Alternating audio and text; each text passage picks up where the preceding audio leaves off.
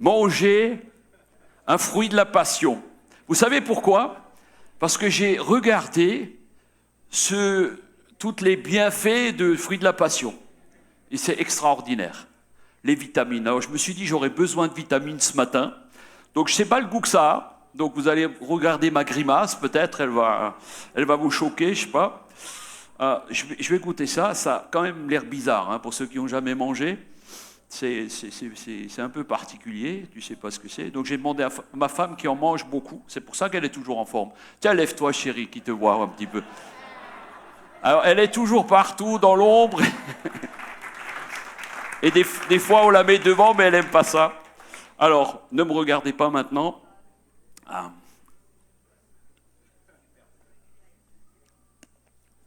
Ça craque.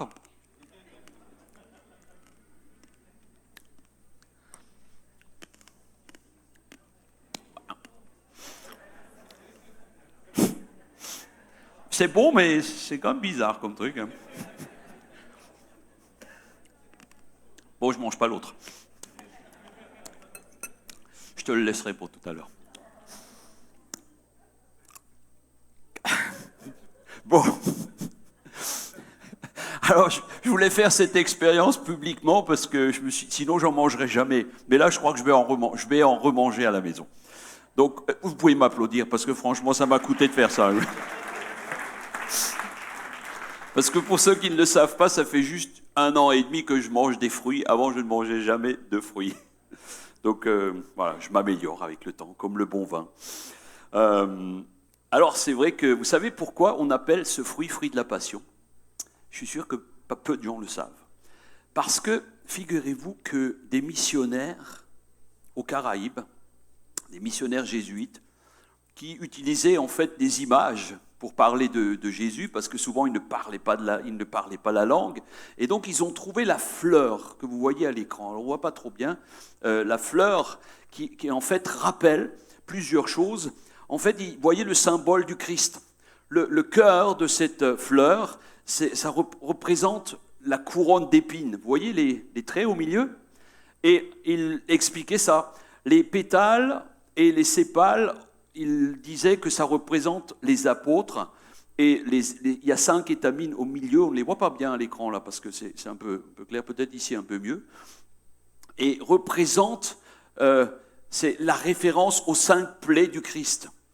Et le pistil symbolisait le marteau qui a frappé les clous de Jésus. Moi, je crois que nous avons tous besoin de passion dans notre vie.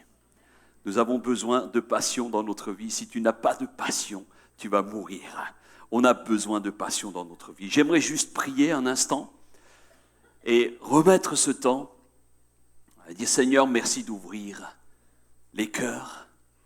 Merci de la passion que tu donnes à chacun des pasteurs ici et de tous ceux qui sont présents pour annoncer ta parole, pour annoncer ton nom. Merci Seigneur pour la passion que tu renouvelles à chaque jour. Merci de nous bénir et merci pour ce message qui va bénir maintenant toutes ces personnes qui sont présentes ici. Et je veux vraiment communiquer l'amour de ton nom à tous ceux et celles qui ont pris le temps et l'ont mis à part. Amen. Alors, ce temps de congrès, je ne prêche pas souvent pour vous, 1 fois par an, tant que je suis président, ce sera sans doute la dernière fois, pas cette année, mais la dernière élection. Donc, nous voulons faire les choses avec passion, et je veux faire les choses avec passion. Un jour, le Premier ministre, Winston Churchill, vous savez, c'était l'homme avec un grand cigare toujours, et son signe préféré, c'était le signe de la victoire. Dans les années 50, il est parti visiter une belle usine automobile en Angleterre. Et donc, il est passé sur les postes de travail, comme le font souvent les ministres. Et lorsqu'il est passé devant une personne qui était en train de travailler sur ce poste, il dit bonjour. Et le gars, il travaillait sur son poste. Et il dit, qu'est-ce que vous êtes en train de faire, monsieur? Alors il dit, vous voyez bien, je travaille de 7h du matin à 5h du soir, du lundi au samedi. Tous les jours. Puis il dit, ok, ok, c'est bien. Il continue, il passe devant un autre, et il lui dit, et vous, monsieur, qu'est-ce que vous faites? Moi, vous voyez, je monte des portes. Je monte des portes et c'est ce que je fais tous les jours, du lundi au samedi, du 1er janvier au 31 décembre, je monte des portes. Alors, il passe devant un autre poste, et c'est un jeune homme, et il voit ce jeune homme qui s'active, et au demeurant, il ne fait pas un travail très intéressant. Il est en train de tirer des fils électriques dans une carcasse de voiture qui est en train de se monter, et il tire des fils. Il tire des fils que personne ne verra jamais, puisqu'on ne voit jamais les fils électriques dans une voiture. Et alors Churchill l'observe, il fait ce travail avec passion. Et il lui pose la même question, et vous, qu'est-ce que vous faites? Alors le jeune homme s'arrête de travailler, il regarde Churchill en face, il lui dit, Monsieur le Premier ministre, moi, je construis une des plus belles voitures du monde et je prépare tout pour que tout soit bien, pour que le client qui la reçoive puisse vraiment être heureux avec cette voiture. Et là, Churchill, il a la banane, il sort son cigare, il était fier parce que l'usine dans laquelle travaille cet homme, c'était l'usine de Rolls-Royce. Donc, une des plus belles voitures du monde. Moi, j'en ai pas, hein. J'ai jamais eu le plaisir d'en conduire une, mais c'est une des plus belles voitures du monde. Alors, voyez-vous, cet homme, à la différence des deux autres, travaillait dans la même usine. Il tire des fils. Il savait pour lui que c'était super important parce qu'une voiture sans électricité, ça pose des problèmes. Vous n'avez pas de chauffage en hiver, vous n'avez pas de clim en été, et la nuit, vous ne pouvez pas rouler parce qu'il n'y a pas de lumière. Et il savait que c'était important. Et lui, il lui dit simplement, faire un travail avec passion. Tu peux travailler, tu peux faire toutes sortes de choses, même dans le ministère, même dans l'église. Tu peux faire un travail, réaliser quelque chose avec passion ou sans passion. Le résultat sera le même peut-être à la fin, mais le résultat ne sera pas le même pour toi. Parce que la finition du travail, le plaisir que tu vas avoir de gérer cela, eh bien ça va être autre chose. Il y a la façon, vous savez, la façon de faire une chose et la façon de faire toutes les choses. Qui croit ça? La façon de faire une chose, c'est la façon de faire toutes les choses. Si tu fais des choses avec passion dans ta vie personnelle, tu vas faire les choses avec passion pour le Seigneur. Amen. Mon désir ce matin, c'est de vous amener à atteindre, de vous pousser un petit peu dans les retranchements et vivre avec passion un cran supérieur, je vais dire un gros mot, vers votre succès spirituel. Ça, c'est pas dans les églises, succès, prospérité, oh là là, c'est vrai, hein, on n'aime pas entendre ça. Succès, réussite, prospérité. Non, on est en France, nous, faut pas montrer, il faut rester petit. Vous savez, j'ai remarqué une chose, si quelqu'un est un peu plus en vue, même une église parfois, si quelqu'un est un peu plus aisé, ou qui réussit un peu mieux qu'un autre, eh bien, qu'est-ce qui se passe? Il est jalousé, il y a des rivalités. Non, et puis ils sont là, oh non, vous savez, non, nous, le succès, on ne parle pas de ça, ça c'est pour les méga-churches en Amérique, ça c'est pas pour nous, nous, on est petits, on reste petits, c'est bien. On marche par l'esprit, comme si c'était contraire. Mes amis, j'ai une bonne nouvelle pour vous. Nous avons le droit, tu as le droit de vivre le succès. Il est dit, dans Psaume 128, il est dit, tu jouis alors du travail de tes mains. Amen. Et tu es heureux et tu prospères. Et dans Jean 3, 1, c'est un verset que j'aime beaucoup parce qu'il rassemble quelque part toutes les trois parties du corps, âme, esprit. Bien-aimé, je souhaite que tu prospères. Vous pouvez dire amen quand ça vous chante, hein. Je souhaite que tu prospères à tous égards, que tu sois en bonne santé et que comme prospère l'état de ton âme. Amen. Alors moi, je ne connais pas un pasteur ou je ne connais pas quelqu'un qui se lance dans un ministère ou dans une entreprise qui ne veut pas réussir. Ça n'existe pas. Alors, je jugerai personne ce matin. Tout ce que je dis dans ce message, premièrement, je le prêche à moi. Et je vous assure que quand je prêche un message, je me le prêche à moi en première ligne. Et je veux que toute la gloire revienne à Dieu. Parce que moi, je veux que vous puissiez vivre votre vie avec passion, passionnément, et que vous ayez du succès. Amen. Alléluia. Alors, on a besoin, c'est vrai qu'on a tous des appels différents, des visions différentes, on est tous différents. Vous voyez, les pasteurs, les uns parlent d'une manière, d'une autre, et les motivations sont parfois différentes, les talents sont spécifiques, mais nous sommes parfois en train de nous comparer. Mais ce que Dieu veut, c'est que nous puissions être ensemble pour que la passion que nous avons pour faire grandir l'Église de Jésus-Christ se manifeste à nous à chaque jour. C'est ce que nous désirons. Alors, j'aimerais voir 5 points ensemble. 5 points pour réussir sa vie spirituelle et pour impacter notre pays avec passion. C'est pour ça que le pasteur Oscar nous a proposé le thème sur une vie chrétienne victorieuse. Donc, je lui ai dit que nous allons sans doute nous compléter, c'est quasiment certain. Alors, 5 points pour grandir dans sa vie spirituelle et impacter notre pays avec passion. Le premier point, c'est le point de vue du succès selon Dieu. Le point de vue du succès selon Dieu n'est pas le même que celui du monde. Allô? Alors, on va identifier quelques causes aussi du non-succès. Parce que vous avez, est-ce qu'il y a des gens qui ont des non-succès? Moi, je n'appelle pas ça un échec, il y a des non-succès. Vous savez qu'un échec, c'est juste un résultat différent de ce qu'on attendait. Ça vous parle? Ouais. Un échec, c'est un résultat différent de ce qu'on attendait.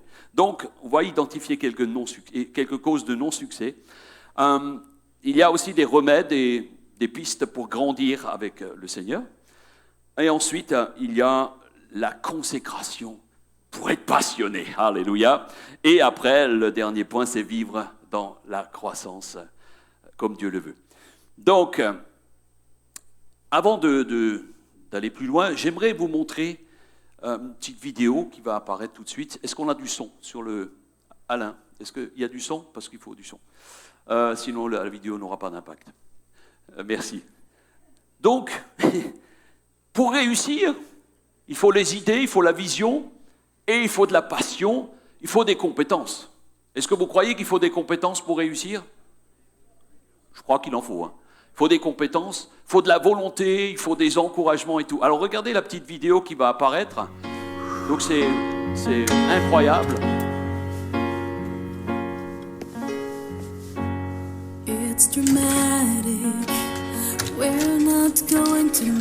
Regardez la femme. Est-ce qu'elle semble passionnée de ce qu'elle chante? Regardez le technicien, il est passionné par ce qu'il fait. Et regardez son manager là, et comme il est content.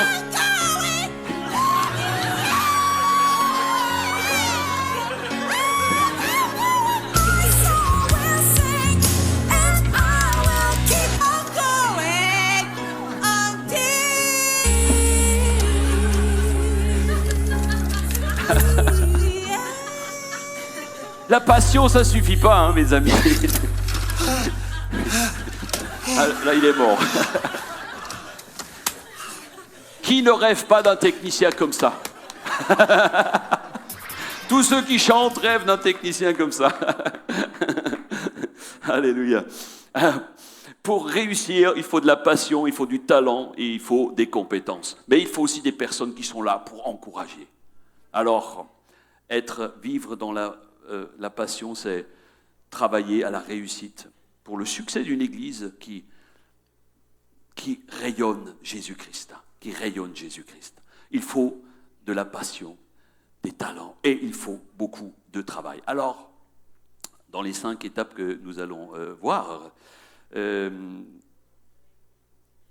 pour vivre notre succès spirituel et personnel et qui produira une église fructueuse, la passion porte du fruit et quelqu'un dira, quand l'homme sans passion, c'est comme un roi sans sujet. Si tu fais quelque chose aujourd'hui, où que tu te trouves, dans quelque domaine que tu travailles, dans l'église, dans le monde séculier, il y a des gens qui font les deux. Moi, pendant longtemps, avec mon épouse, on a travaillé dans l'église en tant que pasteur et on était dans le séculier. J'ai entendu que tu faisais la même chose aussi. Et beaucoup d'entre nous, Yves, tu étais cuisinier et tu prêchais le dimanche. et d'autres, tous ont eu un travail séculier. Mais sans passion, c'est comme un roi sans sujet. Alors la première véritable qualité pour atteindre un but, c'est de vraiment le vouloir. Vraiment le vouloir. Il n'y a pas de succès sans passion. Ça, j'aimerais vous le dire. Il n'y a pas de succès sans passion. Si tu vis aujourd'hui comme un chrétien ordinaire, sans conviction, sans passion, mange des fruits de la passion, maintenant je peux dire c'est bon, c'est passé. Le fruit que tu vas porter, si tu vis sans passion, sera juste à la mesure de ta passion. Souvent on s'étonne de ce qu'on n'a pas de fruits, mais quelle est la motivation? Quelle est ta passion? Qu'est-ce que tu mets dans ton travail? C'est quoi ton engagement? Albert Schweitzer était un homme remarquable. Il est né à quelques kilomètres de chez nous, à Kaisersberg, en Alsace. Et Albert Schweitzer était un prix Nobel de la paix en 1952. Mais pour en arriver là, il a dû faire des sacrifices. Il a dû faire d'énormes sacrifices. De travail d'abord, brillant étudiant, théologien, pasteur, lui-même fils de pasteur. C'est un musicien remarquable, c'est un organiste. Et suite à l'appel de Dieu, il a fait des études de médecine. Dieu l'a appelé à servir en Afrique. C'était ce qu'on appelait le Congo-Gabon à l'époque. C'est le Gabon aujourd'hui. Et très vite, il arrive là, c'était début du siècle dernier. Les besoins étaient énormes sur place. Et il va mettre toute sa vie, toute sa passion pour construire des hôpitaux et servir Dieu d'une manière. Il a été envoyé par la compagnie des missions de l'époque et on lui avait interdit de prêcher. C'est incroyable, mais on lui avait interdit de prêcher. Et alors qu'il arrive sur place, la première chose qu'il fait, il construit un hôpital et il prêche. 3 jours après, il a payé le prix. La compagnie sur place a dit, allez-y, il faut prêcher Jésus et soigner les malades. Il aimait la vie, il aimait les gens, il prenait leur défense. Il a dû se battre pendant longtemps pour les finances, il voyageait, il retournait régulièrement en France, en Amérique et trouvait des soutiens financiers parce que des besoins étaient tellement énormes, comme aujourd'hui encore, pour ceux qui servent dans la mission, on le sait. Et il fera de nombreux voyages et parfois il arrivait qu'en revenant, eh bien, son travail était détruit, il fallait recommencer. Passionné par ce qu'il faisait. Il prenait aussi des positions parfois radicales. Dans le milieu des années 50, il va prendre position pour le nucléaire, contre le nucléaire plutôt. On est en pleine guerre froide et il s'expose aux foudres des hommes les plus influents de l'époque. C'était compliqué. Et il y avait aussi des soutiens financiers des Américains qui donnaient beaucoup d'argent, qui n'étaient pas contents de sa position. Alors qu'il était déjà prix Nobel, connu à travers le monde. Sa passion pour l'œuvre, sa passion pour Jésus, sa passion pour l'homme le mettra dans une ambiguïté. Seuls les passionnés, mes amis, reçoivent de l'opposition. Et quand tu es passionné pour Jésus, quand tu es passionné pour l'Église, c'est une puissance d'opposition qui se multiplie. Le savez-vous? Une puissance d'opposition qui se multiplie. Il faut être passionné pour aller sur le champ missionnaire. Il faut être passionné pour tenir ferme lorsqu'il y a de l'opposition. Et les pasteurs qui sont ici le savent. De l'opposition, nous en avons régulièrement. Et ceux qui sont en mission le savent. L'opposition est toujours présente, qu'elle soit religieuse, qu'elle soit humaine, de l'extérieur ou de l'intérieur, de l'opposition, vous en aurez. Le docteur Schweitzer est mort en 1965.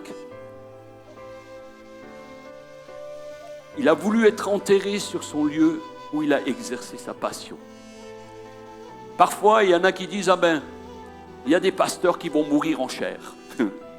En chair et en os, mais non, en chair. Le fait de se faire enterrer sur le lieu de passion est un symbole. c'est simplement dire, voilà, j'ai planté ma vie quelque part pour une cause qui en valait la peine. Après sa mort, sa fille, qui s'était mariée avec un Américain, a continué son œuvre. Et jusqu'à aujourd'hui, les hôpitaux encore existent. Et le docteur Schweitzer a mis tout son talent, sa passion, au service de Dieu, au service des hommes, et il a répondu à l'appel. Et ensuite, il a travaillé sans relâche, jusqu'au bout avec passion.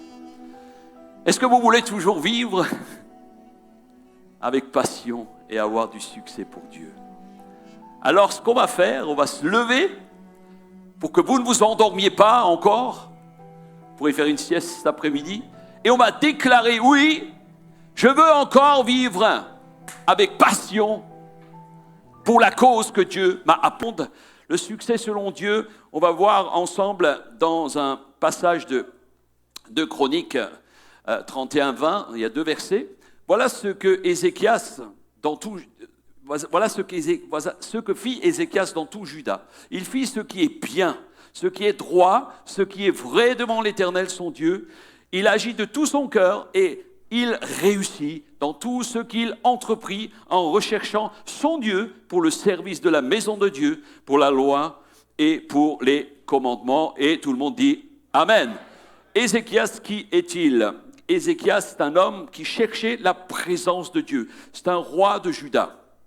Et il a voulu rétablir l'ordre spirituel que ses pères avaient perturbé, parce qu'on honorait des faux dieux. Il y avait toutes sortes de dieux qui étaient honorés. Et Ézéchias a voulu remettre de l'ordre dans tout cela. Et il en était le premier exemple. Il donne passionnément de ses biens. Si vous lisez tout le passage, vous voyez qu'il donnera de ses biens, il donnera sa vie, il donnera son travail, il mettra en vigueur les commandements du Seigneur dans le pays et il s'est exposé aux critiques.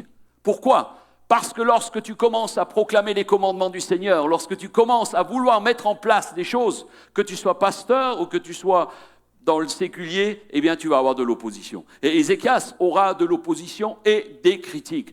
Alors, penchons-nous sur cet extrait comme comment définir le succès selon Dieu. Alors nous voyons que pour réussir, il y a plusieurs choses. Première chose, chercher la face de Dieu de tout son cœur. Et c'est ce que Ézéchias fera. Il a cherché la face de Dieu avant tout. Nous devons toujours et d'abord chercher la volonté de Dieu, voir ce qu'il veut faire avec nous. Voir ce que Dieu veut faire avec toi. Autrement dit, tu as besoin de l'éclairage d'en haut, tu as besoin de l'éclairage du Seigneur pour voir ce qu'il veut faire avec toi. Tu as besoin de clarté, on a besoin de voir clair, clair dans ses projets, les projets de ta vie, voir clair dans les objectifs que Dieu te fixe et que tu t'es engagé à atteindre. Répondre à l'appel pour ta vie, c'est ce que Ézéchias fera. Là où Dieu veut et peut t'utiliser, tu dois répondre. Parfois, on veut répondre à ce que nous-mêmes, on veut faire. J'ai tel projet. Alléluia. Le Seigneur, je pense que le Seigneur m'a montré que je pouvais faire ceci ou cela. Et alors, on commence à demander à ce que Dieu entre dans nos projets. Jonas était un prophète. Vous connaissez l'histoire. Qui connaît l'histoire de Jonas ? Ouais, vous connaissez l'histoire de Jonas, on l'a refait au groupe de maison il n'y a pas longtemps. Et Jonas, c'est l'opposé d'Ézéchias. Il va faire l'inverse de ce que Dieu lui dit.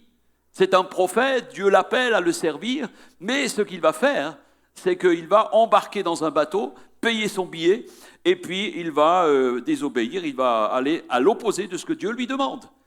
Et qu'est-ce qui va se passer ? Eh bien, on va le jeter à la mer. Il va être mangé par un poisson et là, il va être bien au chaud dans le ventre du poisson et il va faire son stage pastoral dans le ventre du poisson. Dieu a établi Ézéchias pour une mission claire et il devait le faire.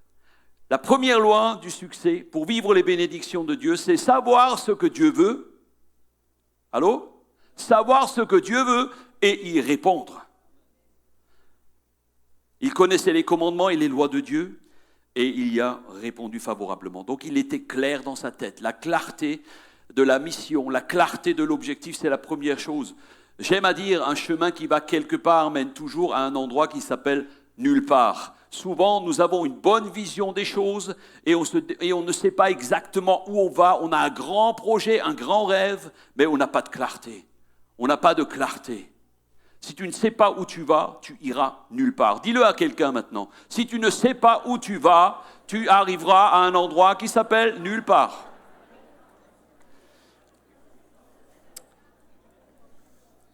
Oh, je vais faire ceci, je vais faire cela, et puis finalement je vais atterrir dans le ventre du poisson. C'est ça qui va se passer. La clarté, c'est le point numéro 1. Quelqu'un dit, ce qui se conçoit bien s'énonce bien. Donc c'est ça, avoir de la clarté. Et ça, vous pouvez le faire dans votre travail, si vous voulez avoir de la réussite. Alors, c'est ce que Ézéchias fera. Il avait la clarté, il était clair dans sa tête, il savait ce qu'il voulait, et il mettra les moyens et la passion pour le faire. Ensuite, il a travaillé de tout son cœur. Il est dit qu'il a travaillé de tout son cœur. Sans action, les plans que tu mets en place ne verront jamais le jour. Combien de fois savons-nous ce que nous devons faire? Nous savons ce que nous devons faire, mais on a toujours autre chose de meilleur à faire. On trouve toujours une excuse pour faire autre chose. Ou parfois, nous savons ce que nous devons faire, mais on est devant comme un océan ou une montagne, on ne sait pas comment faire. Vous savez comment il faut franchir une montagne? Tu fais le premier pas. Tu commences par le premier pas. Merci, ma sœur. On voit que c'est une femme de pasteur. Ce qui nous bloque parfois, c'est nos peurs. C'est parfois, Dieu nous donne d'entrer dans une mission. Et alors on dit, oh mais qu'est-ce que vont dire mes voisins? Lorsque nous avons vendu notre entreprise, il y a maintenant 8 ans, je le soulignais ce matin à table, 8 ans, la plupart des gens ne comprenaient pas ce qu'on était en train de faire. Nous avions une belle entreprise qui marchait bien, nous avions, ça roulait tout seul, mais les gens ne savaient pas ce qui se passait au-dedans de nous. Nous ne pouvions pas accomplir notre passion comme nous le voulions, parce que nous étions occupés à autre chose.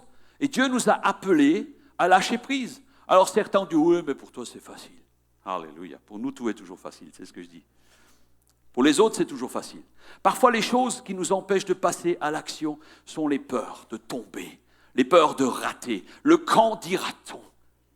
Ézéchias savait que Dieu est avec lui, et dans chaque pas, il avait son plan, la clarté de où il voulait aller, et dans chaque pas, il s'est mis à genoux et demandé une réponse à Dieu. Comment je dois avancer ici? Comment je dois faire ceci?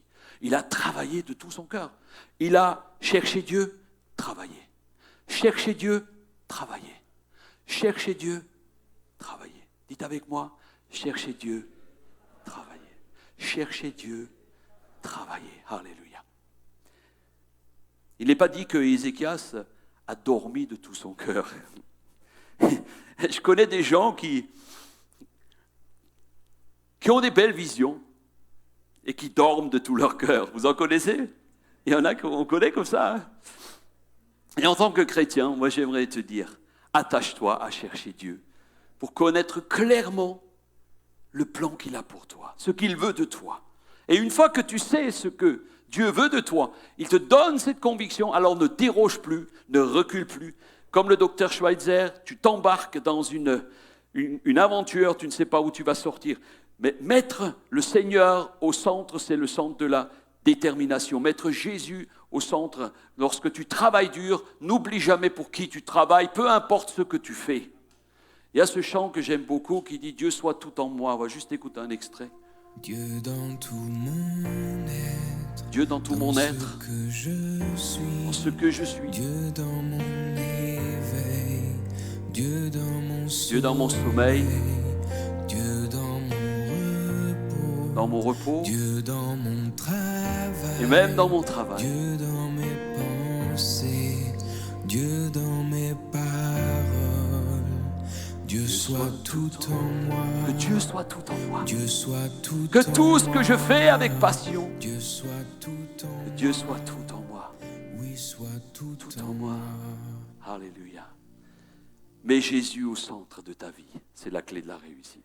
que Dieu soit au centre de ta réussite, de ta vie spirituelle et de ta vie tout court. Les marches du succès, selon Ézéchias. Premièrement, savoir ce que Dieu veut, chercher Dieu, travailler de tout son cœur, un succès. Tu recommences. Chercher Dieu, travailler dur, et tu as du succès.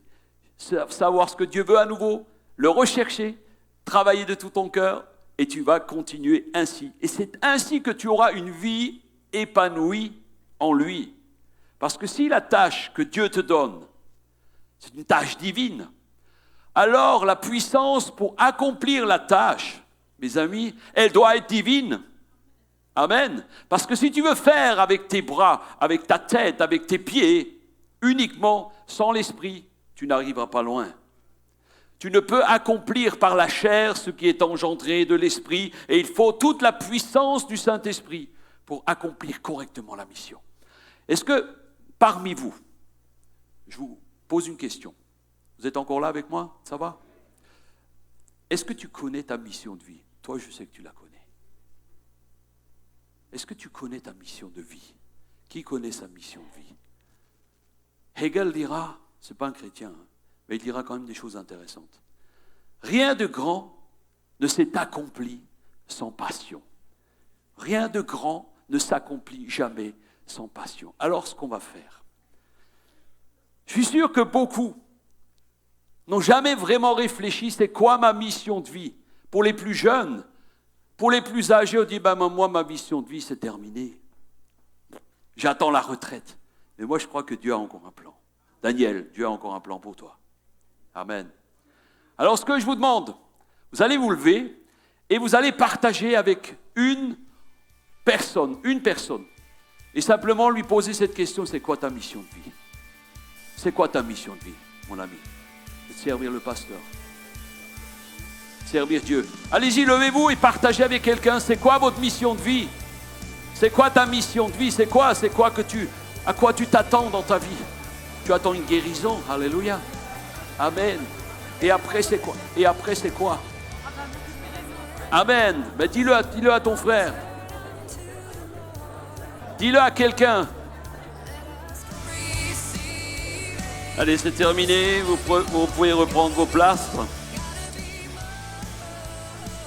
Rien de grand ne s'est accompli sans succès, sans passion, pardon. Sans passion, pas de succès.